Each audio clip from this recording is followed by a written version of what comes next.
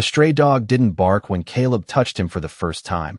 It looked straight into his eyes, then suddenly started dragging a soaked children's backpack across the middle of the parking lot as if its life depended on it. The wind outside the gas station howled hard enough to shake the flickering neon sign overhead while rainwater rushed along the curb in dirty streams. Most people hurried past without looking twice at the animal curled beside the ice machine. The dog was painfully thin, its wet fur clinging tightly to its ribs, one ear bent downward as though it had healed wrong long ago. Every few seconds, it lifted its head toward the highway and let out a low whine that almost sounded human. Caleb Turner had just finished another 10-hour shift repairing refrigeration units across town. He was exhausted, cold, and in no mood for distractions. All he wanted was cheap coffee and the 20-minute drive back to his apartment on the edge of Cedar Falls. But something about the dog stopped him. Maybe it was the way it stared at every passing car like it was waiting for someone who never came back. Or maybe it was because the animal didn't beg for food the way most strays did. It only watched. Quietly. Intensely. Caleb grabbed a sausage biscuit and crouched near the dog, careful not to move too quickly. "Easy there, buddy," he muttered. "You hungry?" The dog didn't even glance at the food. Instead, its eyes locked onto Caleb's hand. For a second, Caleb hesitated. The cashier inside the station suddenly shouted through the glass door, "Hey man, don't touch that thing. That dog's been hanging around here for weeks, acting weird." Caleb looked back at the animal. The dog trembled violently, but still didn't move away. Slowly, Caleb reached forward and rested his palm against the top of its freezing head. The reaction was immediate. The dog squeezed its eyes shut and released a soft, broken sound from deep in its throat, almost like relief. Then it stood up so fast it startled Caleb backward. The backpack lying near the dumpster suddenly caught the dog's attention again. It rushed toward it, grabbed one of the straps with its teeth, and began pulling it through the rain toward the street. Caleb frowned. "What are you doing?" Cars hissed across the wet road while the dog struggled desperately to drag the soaked backpack forward inch by inch. It kept stopping to look back at Caleb, whining louder each time he didn't follow. A woman pumping gas nearby shook her head nervously. "That's the creepy part," she whispered. "Every night around closing time, that dog tries to carry that bag somewhere." Caleb stared at the backpack. Mud covered most of it, but beneath the grime, he noticed tiny faded cartoon stars stitched into the fabric. It was clearly meant for a child. A sudden blast of thunder cracked overhead, making the dog flinch hard enough to nearly collapse. But even then, it tightened its jaw around the strap and kept pulling. Caleb felt a strange pressure building in his chest. Something was wrong here. Deeply wrong. Then the dog finally reached the edge of the parking lot, stopped beneath the blinking traffic light, and turned back toward Caleb one last time with terrified eyes before staring directly into the dark woods across the road. Caleb stood frozen beneath the rain while the dog remained at the edge of the road, its paws trembling against the wet pavement as headlights flashed across its soaked body. For several long seconds, neither of them moved. The woods beyond the highway looked almost black beneath the storm clouds, stretching deep behind an abandoned row of storage buildings that most people in Cedar Falls avoided after dark. The dog gave another soft cry and tugged harder on the little backpack before suddenly losing its balance and collapsing onto its side. Caleb rushed forward instinctively. Hey, easy," he said, kneeling beside it. Up close, the animal looked even worse than before. Its fur was matted with mud and burrs, and beneath its thin neck, Caleb noticed an old faded collar almost completely hidden by dirt. There was no tag attached anymore, only a small rusted ring that clicked softly whenever the dog moved. The dog tried to stand again immediately, ignoring its own exhaustion as it pulled weakly toward the woods. Caleb looked down at the backpack. Rainwater dripped steadily from the zipper. The fabric smelled faintly like mildew and smoke, as though it had been left outdoors for a very long time. "What is this?" Caleb whispered. The dog nudged the bag toward him with desperate urgency, then looked toward the dark tree line again. It was not acting like an animal searching for food or shelter. It looked like something terrified of running out of time. Another car pulled into the gas station, and the cashier from inside stepped out, holding an umbrella. "You should leave that thing alone," the man warned. "Animal control tried catching it twice already." Caleb frowned. "Why?" The cashier shrugged uneasily. Because it keeps showing up in the same place every single night. Rain, snow, does not matter. Around midnight, it drags that backpack across the road and disappears into those woods for a few hours. Then it comes back before sunrise and curls up beside the dumpster again. Caleb glanced back at the dog. Its eyes never left him. Maybe it belonged to someone out there, Caleb said quietly. The cashier shook his head slowly. Nobody lives out there anymore. The dog suddenly pushed its nose against Caleb's hand again, but this time the movement felt different. Slower, almost pleading. Caleb noticed scars hidden beneath the fur around its front legs, old marks worn smooth with time. Whatever this animal had gone through, it had survived alone for a while. He opened the sausage biscuit and held out a piece carefully. The dog sniffed it for only a second before turning away completely. Caleb blinked in surprise. The animal was starving, yet it refused to eat. Instead, it pressed its body closer to the backpack protectively, as if the bag mattered more than survival itself. Thunder rolled overhead again, while water dripped from the dog's ears in steady streams. Caleb could not explain why, but the sight unsettled him deeply. Most stray dogs either feared people or chased after food. This one seemed trapped inside something else entirely.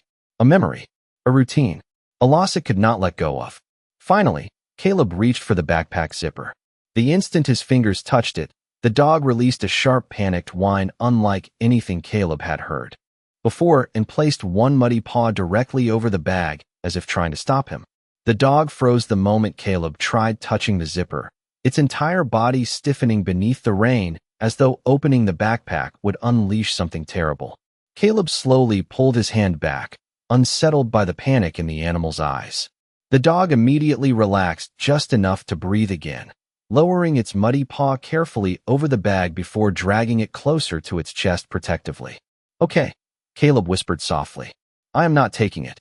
For a brief second, the dog stared at him in silence. Then, without warning, it grabbed the backpack strap again and limped toward the woods. Caleb should have left.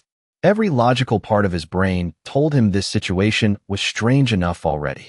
But the dog kept looking back every few feet as if checking whether he was still there, and eventually Caleb found himself crossing the empty highway behind it. The rain eased into a cold drizzle as they moved deeper between the abandoned storage buildings. Rusted chain-link fences rattled softly in the wind, while puddles reflected the weak orange glow of distant streetlights. The dog navigated the area with eerie precision, weaving through narrow gaps and broken concrete paths like it had memorized every inch of the place. What bothered Caleb most was not where the dog walked. It was what the dog kept doing every few minutes. The animal would suddenly stop beside random objects scattered around the property. A broken bicycle, an overturned milk crate, a cracked flower pot beside a boarded-up office door. Each time, the dog lowered its head and gently touched the object with its nose before continuing forward again. The behavior repeated over and over with disturbing consistency. Caleb frowned uneasily. "What are you doing?" he asked under his breath. The dog never answered except with another restless whine. Eventually, they reached an old loading dock behind the largest storage warehouse. The roof above had partially collapsed years ago, leaving jagged holes where rainwater dripped steadily through exposed beams. The dog climbed onto the platform slowly and pushed the backpack into the farthest corner beneath the remaining shelter. Then it did something Caleb could not explain. Instead of lying beside the bag, the dog began arranging objects around it. First, it nudged an empty soda can into place with its nose. Then a child's faded sneaker. Then a small stuffed rabbit missing one button eye. Caleb watched in stunned silence while the dog carefully positioned each item in a half-circle around the backpack, as though building some kind of ritual display. The animal worked with intense concentration despite shaking from exhaustion. "This is not normal," Caleb muttered. A loud metallic crash suddenly echoed somewhere deeper inside the warehouse, making Caleb jump. The dog reacted instantly. It shoved the backpack behind its body and released a deep, warning growl that sounded completely different from the soft cries before. Low, protective, almost desperate. Caleb's chest tightened. For the first time all night, genuine fear crept into him. The dog's posture changed entirely now. Its tail tucked low while every muscle locked rigid. Yet instead of running away from the noise, it stood directly in front of the backpack like a guard protecting something precious. Another loud clang echoed through the darkness. Caleb took one cautious step backward. The dog glanced toward him suddenly, then toward the shadows inside the warehouse. Its breathing quickened, and then, in the strangest moment yet, the dog slowly placed one paw over its own eyes as if it did not want to see whatever was about to come out of the dark. Caleb stared into the darkness beneath the collapsed warehouse roof, waiting for something to emerge after the metallic crashes echoed through the building. But nothing came. Only the sound of dripping rainwater and the dog's uneven breathing filled the air. Slowly, the animal lowered its paw from its eyes and backed farther against the wall, keeping its body between Caleb and the backpack. The protective behavior no longer felt strange. It felt obsessive, disturbingly obsessive. Then a flashlight beam suddenly cut across the loading dock. "There they are," a voice shouted from outside the warehouse. Caleb turned sharply as two county animal control officers hurried toward the platform wearing yellow rain jackets. Behind them stood the gas station cashier, pointing nervously in their direction. "That is the dog," he called out. "I told you it came back here again." The dog reacted instantly. It did not bark or attack.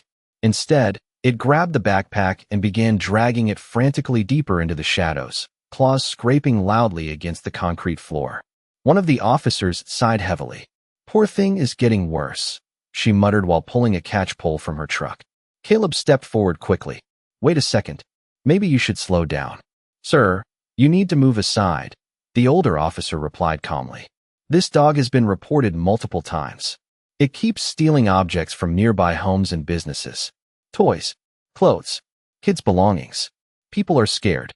Caleb looked around at the strange collection surrounding the backpack. The stuffed rabbit, the little sneaker, the cracked flower pot. Suddenly the behavior seemed far more unsettling than before.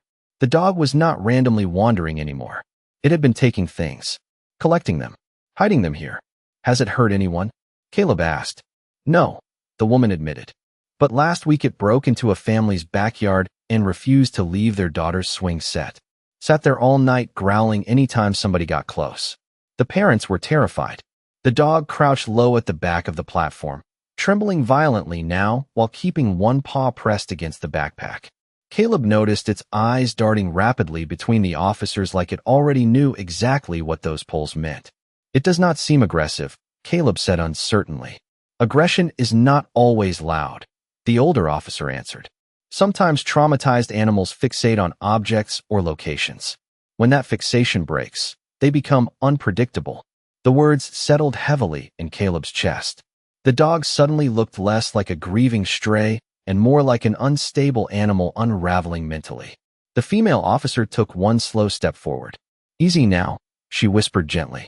The dog responded by doing something that made everyone freeze. It carefully lifted the backpack with its mouth and carried it toward a rusted locker standing against the far wall. Then, with slow, deliberate movements, it pushed the bag inside and used its nose to shut the locker door. Caleb felt a chill spread through him. The action looked horrifyingly intentional, almost human. The officers exchanged uneasy glances immediately.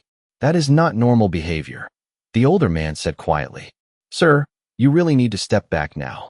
The dog turned toward them again, exhausted and shaking, but instead of protecting itself, it positioned its entire body directly in front of the locker. Rainwater dripped through the broken ceiling onto its back, while it stared silently at the officers approaching with the pole. Caleb suddenly realized the animal was not trying to escape anymore. It was preparing to lose everything it had left. The female officer moved carefully toward the dog while the older man prepared the catch pole behind her. Rain drummed steadily through the broken warehouse roof, tapping against rusted metal and puddles scattered across the concrete floor. The dog never growled again. It only stood in front of the locker with exhausted eyes, its body trembling so violently Caleb wondered how it was still standing at all. "Easy," the woman whispered softly. "Nobody wants to hurt you." The dog lowered its head slightly at the sound of her voice, but it did not move away from the locker. Caleb noticed something strange then. Every few seconds, the dog glanced toward the narrow row of ventilation openings high along the warehouse wall. Not at the officers, not at the exit, at the vents. The behavior repeated again and again with nervous urgency. The older officer noticed it too. Probably hearing raccoons, he he muttered while stepping closer with the pole. But before he could move farther, the female officer suddenly stopped him. Wait! Her flashlight beam had landed on something near the base of the locker. Caleb crouched beside her, squinting through the dim light. At first it looked like dirt smeared across the concrete. Then he realized it was chalk. Faded colored chalk. Tiny hand-drawn shapes covered the floor around the locker in uneven lines nearly washed away by time and moisture. A crooked sun. A stick figure holding a balloon. Little stars. Caleb's stomach tightened. Kids were here, he murmured quietly. The female officer leaned closer. Not just here, she whispered. Look at this. Near the bottom corner of the locker door, hidden beneath rust and scratches, someone had carved tiny letters into the metal using what looked like a nail. MJ. The dog suddenly whimpered the instant the flashlight illuminated the initials. Then it pressed itself against the locker again, almost as though protecting the markings from being seen. The older officer frowned uneasily now. That could mean anything. But the woman was no longer listening. Her expression had changed completely. She slowly turned her flashlight toward the collection of objects surrounding the backpack. The little sneaker. The stuffed rabbit. The soda can. One by one, she studied them more carefully.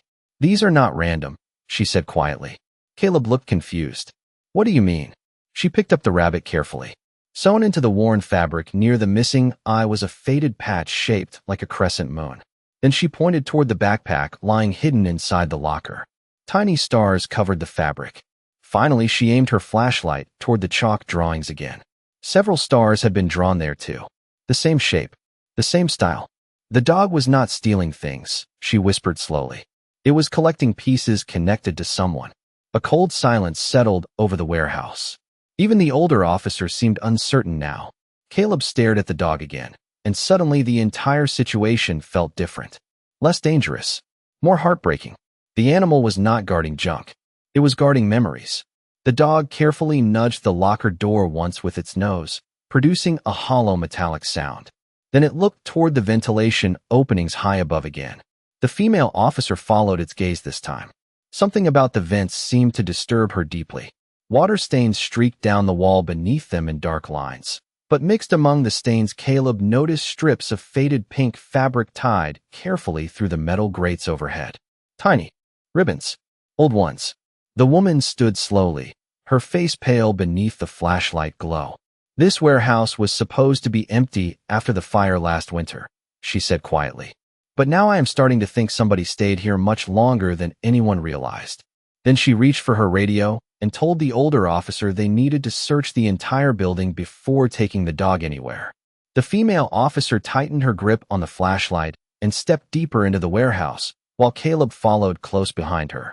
The older officer remained near the loading dock with the catch pole lowered now, watching the dog carefully as if he no longer understood what kind of animal he was dealing with. The dog did not try to run. Instead, it stayed beside the locker, whining softly whenever the woman moved farther away into the darkness. I think it wants us to follow, Caleb said quietly. The officer nodded without taking her eyes off the walls ahead. The inside of the warehouse smelled damp and burnt, like smoke trapped inside wet concrete for too long. Broken shelves leaned sideways across the floor while old tarps fluttered faintly from the ceiling beams overhead. The flashlight beam drifted slowly across the walls until it landed on something unexpected near the back corner of the building. A child's height chart had been drawn directly onto one support column in black marker. Several dates were written beside tiny measurement lines climbing upward year by year. Caleb felt his stomach tighten as the woman crouched beside it silently. Somebody lived here, she whispered. The dog suddenly barked once from behind them. Sharp. Urgent. Then it ran past Caleb toward a narrow hallway partially blocked by fallen drywall. The animal stopped there and scratched frantically at the debris without looking back. Caleb hurried over first. There is something here. Together they pulled away broken boards and loose insulation until a small hidden room slowly emerged behind the collapsed wall. The air inside felt strangely warmer. Caleb swept his flashlight across the cramped space and froze completely. Blankets covered the floor carefully in layers. Empty soup cans sat stacked, neatly beside a battery lantern. Coloring books, crayons, and folded children's clothes filled one corner. None of it looked abandoned. It looked preserved. as though somebody had kept returning to this room over and over long after the fire. The dog stepped inside immediately and walked straight toward the far wall, where a tiny sleeping bag lay tucked beneath a shelf. Then, with heartbreaking gentleness, it lowered itself onto the empty bed and rested its head there quietly. Caleb could barely breathe. The female officer slowly lifted the battery lantern and discovered a small notebook underneath it. The front cover displayed the same hand-drawn stars they had seen on the backpack and chalk drawings. She opened it carefully. Inside were pages filled with a child's handwriting. Some words were messy and misspelled, but one sentence appeared again and again across multiple pages. "Ranger keeps me safe at night." Caleb looked at the dog instantly. "Ranger," he whispered. The dog raised its head at the sound of the name for the first time all night. Its tail moved weakly against the blanket. The officer turned another page, and her expression suddenly crumbled. Taped inside the notebook was an old newspaper clipping dated 8 months earlier. "Local girl still missing after warehouse fire." Beneath the headline sat a smiling photo of a little girl wearing a backpack covered in tiny stars. Caleb's chest felt hollow. "Oh my God," he breathed. The officer kept reading silently while tears slowly filled her eyes. According to the article, search teams believed the child had escaped the warehouse before the fire spread, but no trace of her had ever been found. The entire town assumed she had been taken somewhere else after the chaos that night. Then Caleb noticed something else beside the sleeping bag. A small plastic inhaler carefully wrapped inside a dry towel. Not dusty, not old, recently used. The dog stood suddenly and began whining louder than ever before, pawing desperately at the back wall beside the bed. Caleb stared at the inhaler, then at the untouched food bowls nearby, then at the exhausted animal that had spent months dragging memories through storms instead of eating. And in one horrifying instant, he realized the dog had never been guarding the past. It had been trying to tell them someone might still be alive. For several seconds, nobody inside the hidden room spoke. The rain outside sounded distant now, muffled behind the thick warehouse walls while Caleb stared at the little inhaler lying beside the sleeping bag. His mind replayed every strange thing the dog had done since the gas station. The way it ignored food. The way it kept dragging the backpack through storms. The objects arranged around the locker. The desperate panic whenever someone tried taking the bag away. None of it had been random. The dog had not been protecting junk or hiding stolen things. It had been preserving traces of one little girl the only way it knew how. Caleb suddenly felt sick remembering how close they had come to dragging the animal away with a catch pole. The female officer slowly lowered herself onto one knee beside the dog. Her flashlight shook visibly in her hand now. "All this time," she whispered softly, "you were trying to show somebody." The dog stepped cautiously toward her, exhausted eyes fixed entirely on the notebook still clutched in her fingers. Then it gently rested its chin against the open page containing the little girl's photograph. The movement was so careful, so heartbreakingly deliberate, that Caleb had to turn away for a second just to steady himself. The older officer remained silent near the doorway, staring at the scene with visible guilt written across his face. Earlier that night, he had called the animal unstable, dangerous, unpredictable. Now the dog looked less like a stray and more like the final witness to somebody's forgotten life. Caleb slowly walked toward the sleeping bag and crouched beside it. The blanket smelled faintly of smoke and lavender detergent. Someone had clearly slept there for weeks after the fire, maybe months. He noticed tiny scratch marks near the floor beside the bed, almost hidden beneath dirt and ash. Long parallel lines, not from destruction, from claws. The dog had been digging there repeatedly, trying to draw attention to it. Caleb swallowed hard. "We missed everything it was trying to say," he murmured quietly. The dog looked toward him immediately, ears lifting weakly for the first time all night. Then it limped across the room and nudged Caleb's arm softly with its nose. The simple gesture shattered something inside him. He realized the animal still trusted people after everything. After months alone. After being chased away, misunderstood, and nearly taken away from the only place connecting it to the girl it loved. Caleb reached down carefully and stroked the side of the dog's face again. This time the animal leaned fully against him, too exhausted to hold itself upright anymore. The female officer wiped tears from her cheeks quickly before speaking into her radio. Her voice sounded completely different now. Urgent. Emotional. I need search and rescue units at the Old West Hollow warehouse immediately, she said, and contact the missing persons department. We may have evidence connected to the Harper case. Caleb looked down at the dog in disbelief. You think she could still be alive? The officer glanced toward the inhaler again. If somebody kept using that recently, then somebody survived the fire longer than anybody knew. The dog suddenly lifted its head sharply at the word survived. Then, despite barely being able to stand moments earlier, it moved quickly toward the back wall again and began pawing frantically at the cracked concrete floor beneath a broken shelf. Not wildly, not desperately, purposefully. Caleb crawled beside it and noticed the dog was scratching at one exact spot over and over. A tiny section where cold air drifted upward through the cracks. The animal looked back at him, breathing hard, eyes filled with pleading urgency, so raw it nearly broke him apart. And at that moment Caleb made a silent promise to the exhausted creature trembling beside him. No matter how long it took, they were finally going to listen. Search teams arrived at the warehouse less than 30 minutes later, their flashlights and equipment filling the once-abandoned building with movement and voices. Yet through all the noise, the dog never left the cracked section of concrete beneath the shelf. It kept pawing gently at the same spot until its legs shook from exhaustion. Caleb stayed beside it the entire time now, not because he pitied the animal anymore, but because he finally understood that every strange thing it had done came from loyalty strong enough to survive months of loneliness. The rescue workers carefully moved the broken shelving aside, while the female officer helped clear debris from the floor. Eventually, one of the workers noticed a rusted maintenance hatch hidden beneath layers of dust and cracked concrete fragments. There is a crawl space under here, he shouted. Caleb's pulse jumped instantly. The dog stood up so quickly it nearly slipped. Its ears lifted for the first time, and a soft sound escaped its throat.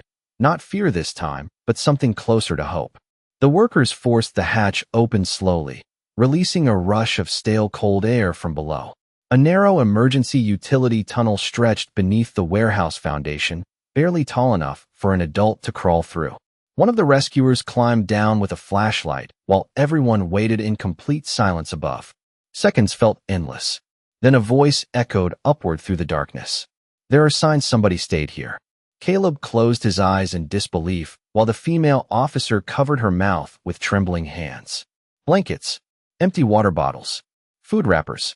The hidden tunnel had sheltered someone long after the fire.